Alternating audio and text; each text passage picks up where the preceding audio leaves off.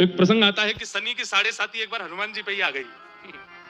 शनि महाराज हनुमान जी के गुरु भाई हैं। हनुमान जी बैठे थे समुद्र के तट पर, इतने में ही शनि महाराज आए। हनुमान जी बोले, आओ आओ आओ गुरु भाई, कैसे आज मिलन हुआ आपका? बोले कि आपके नक्षत्र कुंडली के अनुसार अब 7.5 साल के लिए हम आएंगे आपके ऊपर। हनुमान जी बोले, बढ़िया है, अकेले मन भी नहीं लग रहा था, तुम और आ गए, चलो आ जाओ, संग ही रहेंगे दोनों। बोले कहाँ आऊं? बोले देखो, हृदय में तो सिया राम जी बसे हैं, शीश के ऊपर ठाकुर जी के चरणारविंद बसे हैं, और अंग में तुमको रखने की आवश्यकता नहीं। भाई तुम गुरु भाई हो, ऐसे थोड़ी। बोले कहाँ? बोले पूछ पे बैठ जाओ, हमारी पूछ खाली है, वहीं आसन लगा के बैठो।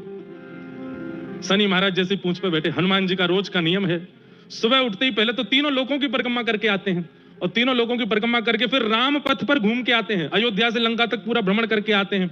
फिर भारतवर्ष में जहां कहीं भी कथा चल रही होती है वहां कथा सुनने जाते हैं। फिर कथा के बाद अपने गुरुदेव सूर्य नारायण को प्रणाम करने जाते हैं। उसके बाद फिर पर्वतों की यात्रा करके आते हैं, फिर सारी नदियों की परिक्रमा करते हैं, समुद्र देव की परिक्रमा करते हैं, पृथ्वी की 4 परिक्रमा करते हैं। तब दिन शुरुआत होता है हनुमान जी का। ये उनके प्रारंभ काल का रोज की संध्या वंदन है। शनि महाराज जैसे बैठे, हनुमान जी ने अपना प्रकल्प शुरू किया। 3 लोक की परिक्रमा करके आए, सारी नदियों की परिक्रमा करके आए, पर्वतों पर। अब हनुमान जी तो व्यवस्थित उछल कूद करें, पूंछ टकरावे सब जगह, कभी पहाड़ में घुस जाएं, कभी समुद्र के भीतर चली जाए, कभी कहीं कभी कहीं कभी कहीं। संध्या पूर्ण करके हनुमान जी जैसे सरजू जी के तट पर आकर के बोले, अब संध्या पूर्ण हुई, अब दिन की शुरुआत होगी।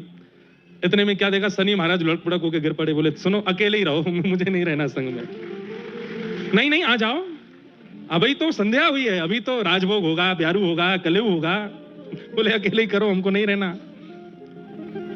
तब हनुमान जी बोले, हे शनि महाराज, दुनिया में किसी के भी पास जाएं तो पहले देख लीजिएगा, अगर जिह्वा पे राम नाम कृष्ण नाम बैठा हो तो उसके पास मत जाना, नहीं तो आप ऐसे ही दुखी हो जाओगे। और जिनकी जिह्वा पे कृष्ण राम बैठे हो उनको तो आशीष देना, उन पे तो कृपा करना। उनके जीवन में 7 वर्ष के लिए आने की आपको आवश्यकता नहीं है।